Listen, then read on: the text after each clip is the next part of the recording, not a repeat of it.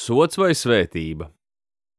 Jūdejas ķēniņa Hēroda laikā dzīvoja priesteris Caharija un viņa sieva Elizabete. Viņi abi bija taisni Dieva priekšā un staigāja nevainojami visos tā kunga baušļos un likumos. Tiem nebija neviena bērna, jo Elizabete bija neauglīga, un abi bija jau labi gados. Lūkas evaņģēlijs.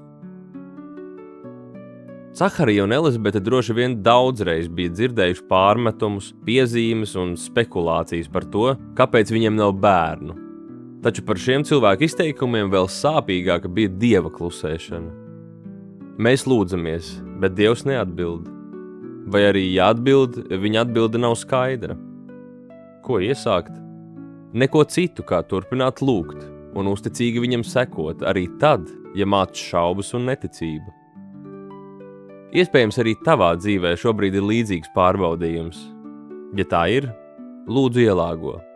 Ja atbild uz lūgšanu ir nē vai vēl nē, tas nenozīmē, ka Dievs tevi soda, nedzird vai ignorē. Elizabete ar Cahariju bija līdzīgā situācijā, un Bībelē viņi tiek saukti par nevainojamiem.